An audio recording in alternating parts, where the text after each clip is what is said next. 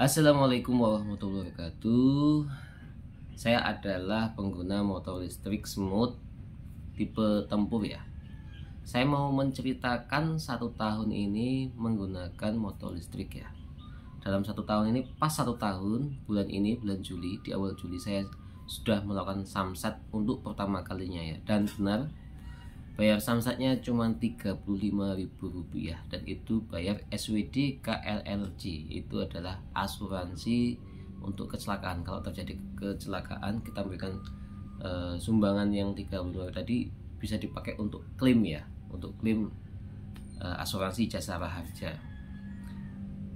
Dan selama 1 tahun ini pengalaman yang paling tidak mengenakan, yang sering banget terjadi adalah saat swap ya, saat penukaran baterai. Jadi tidak ada jaminan saat kita melakukan penukaran baterai, saat kita melakukan swap baterai baru itu selalu berhasil ya. Seminggu yang lalu, hari Jumat kemarin, habis sholat Jumat, baterai saya di bawah 10 km. Akhirnya saya cari penukaran terdekat ya, di daerah Jalan Bulu Indah dan Pasar ya. Habis sholat Jumat, kondisi sudah mulai lapar itu, udah mulai lapar. Saya lakukan scan, itu baterai pintunya buka. Saya masukkan baterai saya tutup, saya tunggu, buka lagi. Jadi tidak keluar baterai baru, tapi membuka lagi. Saya tidak lakukan scan ulang, saya tutup lagi, pintunya saya tutup lagi. Setelah itu saya tunggu lama, 10 menit, gak ada baterai baru keluar ya. Akhirnya saya hubungi customer service ya. Saya hubungi customer service, gak langsung dilayanin. Mendekati 10 menit itu baru dilayanin. Lalu dibantu, tunggu Pak ya. Ketika saya masukkan itu kan di laci ketiga, itu dijawab sama customer service, kami bukakan di pintu keempat ya Pak ya. Saya bilang ya. Sampai 10 menit itu ya, nggak keluar juga.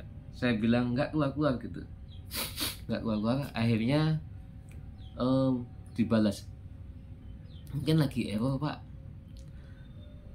Solusinya Bapak matikan mesinnya, tunggu 5 menit, lalu hidupkan kembali, akan kita ulang, akan kita reset sistemnya, katanya begitu. Nah, karena saya belum ada pengalaman mematikan mesin itu, saya carilah itu petugas Circle K ya. Saya ceritakan kronologinya, katanya, oh Pak, untuk mematikan mesin ini itu Pak, termistornya di sana ya. Hanya PCB MCB-nya itu saya matikan. Kabel besar di bawah itu, kabel power itu saya copot. Saya tunggu 5 menit. Setelah 5 menit itu saya pasang lagi, saya hidupkan kembali. Lama ya, 10 menit itu saya dibilangin, oke Pak, kami bukakan baterai Pak. Saya tunggu, nggak keluar baterai baru ya, nggak keluar pintu baru. Malah ada Gojek ya, Gojek yang pakai motor smooth juga datang, scan, langsung berhasil ya. Saya yang udah 30 menit lebih ini nggak berhasil ya. Akhirnya setelah menit ke-45 tuh, dari awal saya di penukaran baterai itu, menit ke-45 akhirnya dibukakan baterai baru. Saya copot, saya masukkan ke motor saya. Mohon ditunggu Pak ya, kami hidupkan sistem motor listriknya ya. Karena kan motor listrik itu yang smooth itu kan terkoneksi sama internet ya. Jadi saya tunggu lama, sampai belasan menit ya. Saya sampai bilang, Mbak, ini udah 1 jam loh Mbak. Saya lapar saya. Ya kondisi habis Jumatan, udah mulai lapar. 1 jam kan pasti udah lapar ya. Lapar saya, mau marah saya. Akhirnya pas 1 jam lebih dikit lah, 1 jam lebih dikit, motornya sudah bisa dijalankan, sudah mau jalannya. Itu paling lama ya, paling lama saya proses tukar baterai paling menjengkelkan itu minggu lalu tuh, sampai 1 jam tuh.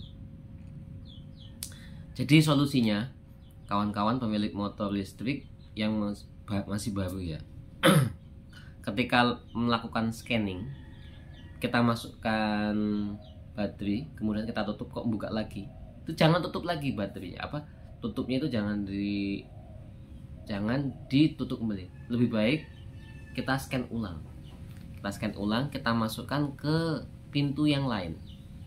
Nah, itu solusinya seperti itu.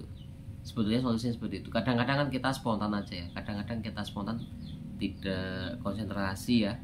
Ya kadang bisa sih, kadang kita masih bisa dapat baterai baru ya, tapi itu nggak jamin ya, nggak jamin. Saya setahun ini gagal scan itu ada mungkin belasan kali ya, ada belasan kali sampai 20 kali itu yang nggak langsung dapat baterai baru ya. Tapi itu tadi solusinya, scan ulang, dan jangan lupa bawa HP ya, bawa HP ketika melakukan scanning ini. Lebih baik HP yang terhubung sama aplikasi swab itu dibawa, dikarenakan kalau misalnya tidak dibawa, ketika lagi nuker itu terjadi error, kita tidak bisa menghubungi customer service. Jadi kita nggak bisa dapat baterai baru, karena baterai lama yang udah habis kita masukkan, nggak keluar baterai baru, kita nggak bawa HP. Jadi kita pulang jalan kaki gitu, untuk ngambil HP kita, karena kan kita mau menghubungi customer service. Jadi setiap kali lakukan penukaran baterai jangan lupa bawa HP, karena kita nggak pernah tahu kalau akan terjadi trouble ya. Itu solusinya. Kemudian yang nggak mengenakan lagi ya, dalam 1 tahun ini, di bulan ketiga itu saya apes dapat baterai soak ya, saya pakai pagi-pagi waktu saya mau ngantar anak sekolah. Mendadak baterai itu tinggal 3 km ya, 3 km ke sekolah anak saya 1 kilo, ke penukaran baterai itu 1 kilo. Jadi ke kiri itu penukaran baterai, lurus itu ke sekolah anak saya. Akhirnya saya nuker baterai dulu ya, karena kan kalau 3 kilo dipakai 1 kilo kan masih sisa 2 kilo ya. Tapi kenyataannya tidak, kawan-kawan. Motor saya pakai mau ngantar anak sekolah, anaknya 2 lagi, baru jalan setengah kilo baterainya habis ya. Baterainya habis, jadi mau nggak mau saya dorong ya. Kebetulan di jalan yang saya lewati itu ada temen ya, ada kawan. Akhirnya saya pinjam motornya kawan untuk ngantar anak sekolah ya, anak sekolah. Setelah itu saya dorong nyari ke penukaran baterai. Jadi saya bulan ketiga itu saya dorong setengah kilo untuk ke penukaran baterai ya. Tapi dalam 1 tahun ini saya sekali ya, di bulan ketiga itu saya apes kehabisan baterai. Itu saya kehabisan baterai karena saya tinggalnya di Kute. Jadi sekitaran Kute, selama saya aktivitas di Kute, Nusa Dua, Jimbaran, Denpasar, Ubud, Canggu, itu masih gampang dapat baterai, itu masih gampang. Di Dalung tuh masih ada 1. Jadi karena saya tinggalnya dan aktivitasnya cuma di Kute, Denpasar, Jimbaran, Nusa Dua, motor segitu aja. Jadi motor saya ini alhamdulillah sudah cukup sesuai dengan kebutuhan saya, selama nggak boncengan dan nanjak ya. Kalau motor listrik ini sudah saya bawa ke Uluwatu, kan jalannya itu nanjak turun, tanjakannya panjang ya. Kalau sendiri itu kuat, tapi kalau boncengan nggak kuat. Dan jangan coba-coba kalau di Bali ini tanjakannya yang terjal ya, seperti Gua Gong, itu jangan kan. Nggak ada motor listrik yang smooth ya, yang harganya itu belasan juta yang bisa ketanjak ya. Kalau yang Alfa yang harga 35 mungkin ketanjak karena mungkin kemungkinan potensi powernya itu lebih besar. Jadi itu pengalaman tidak mengenakan yang sering terjadi saat scan baterai. Kemudian pengalaman yang lain, dorong itu satu kali itu di bulan ketiga. Pecah ban itu pernah ya, bulan kelima pecah ban depan tuh ngenain paku, bocor dia. Tapi alhamdulillah saya tambal dengan tambal ban, dan itu alhamdulillah bisa nutup lagi kebocorannya. Untuk kendala di motor sendiri sih alhamdulillah setahun ini tidak pernah rusak ya, alhamdulillah motor itu nggak pernah rusak. Cuman terkadang ketika kita gas itu tahu-tahu ya, kadang-kadang itu seperti dinamonya itu, seperti mutarnya itu nggak begitu bagus ya, tahu-tahu ya gitu ya. Kalau masih awal menggunakan motor listrik itu pengaturan gas, karena tidak ada ini kan, tidak ada apa istilahnya, tidak ada tanda-tanda seperti kalau motor bensin itu kan kalau nah itu kan gasnya berarti kan tambah besar ya. Tapi kalau motor listrik kan gas kecil, gas gede kan nggak ada bunyinya, maka sendal-sendal ya. Awal-awal kita pakai motor listrik itu kita sendal-sendal, jadi butuh adaptasi dulu ya, Dan kalau untuk perempuan itu ini latihannya cukup lama, dikarenakan perempuan itu kan refleksnya lebih buruk ya dibandingkan laki-laki ketika pengaturan gas ya. Motor saya sendiri pun ini belum dicobain sama istri saya.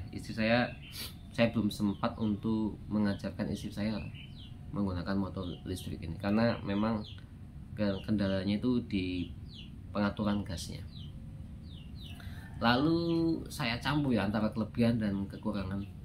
Enaknya lagi motor ini kan ada pengecasan ya, ada pengecasan HP. Jadi sambil kita menghidupkan, entah cuma dihidupkan atau jalan, kita masih bisa sambil ngecas ya, dan itu lumayan cepat ya, cepat juga pengecasannya. Itu kelebihannya. Enaknya lagi motor ini nggak perlu ganti oli ya. Jadi motor ini alhamdulillah nggak ganti oli, dan indikator kondisi motor itu kan kebaca. Apa yang kurang, apakah di rimnya sudah loss, apakah perlu servis, itu di indikator, di lampu indikator itu ada tombol, ada lampu-lampu yang memberikan indikasi motor ini bermasalah atau tidak. Motor ini waktu di susah itu waktu diparkir ditanjakan ya. Misalnya kita mau pasang standar ya, pasang dongkerannya itu posisi permukaan tanah itu kok agak tinggi atau nanjak ya. Ini motor ini gampang roboh kawan-kawan. Jadi tidak semua posisi gampang. Jadi motor ini gampang roboh, gampang mundur dengan alasan motor ini cenderung enteng ya. Jadi waktu distandarkan itu kalau permukaan tanahnya itu menanjak, itu motor ini gampang mundur sendiri. Jadi kalau ketemu mau parkir di jalan yang nggak rata, yang cenderung nanjak, ini cari posisi senyaman mungkin ya. Walaupun posisinya nggak sama ngikutin sama motor orang lain, tapi kita bilang aja sama orang lain atau tukang parkir, ini motor ini lain, motor ini gampang roboh ketika permukaannya itu nggak rata gitu. Cerita apa lagi tentang motor ini ya? Motor ini smooth ya, smooth, lembut banget. Jadi bener sesuai dengan mereknya ya, mereknya kan smooth. Jadi waktu dipakai itu smooth banget, nggak ada getaran sama sekali. Tahu-tahu jalan aja, kayak naik sepeda, udah nggak nggoes, jalan aja, itu enak, smooth.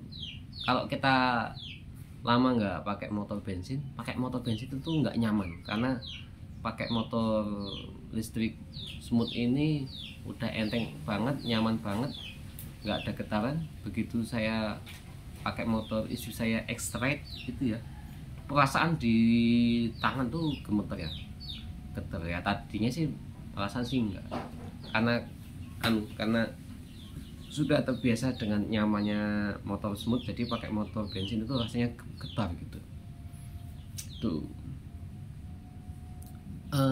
Tambahan apalagi ya, selama ini sih alhamdulillah puas sih, alhamdulillah. Paling waktu itu, di waktu saya motor saya itu kurang angin, itu nggak enaknya tuh, kelebihannya tuh motor bensin ini nggak ini ya, motor bensin ini nggak langsung habis, jadi masih menyimpan angin ya. Jadi kasih tanda ke kita nggak nyaman ya, perjalanan tuh nggak nyaman, tapi angin di ban itu masih separuh ya. Jadi ngasih kita tanda bahwa motor itu bocor ya, yaitu enaknya itu nggak habis bis. Jadi motor tuh walaupun bocor masih bisa kita pakai, masih bisa jalan, bahkan nggak nyampe habis bis, nunggu hari besok pun masih bisa menyimpan angin sih ya, masih bisa menyimpan angin. Itu yang pengalaman yang saya rasakan pakai motor listrik ya. Demikian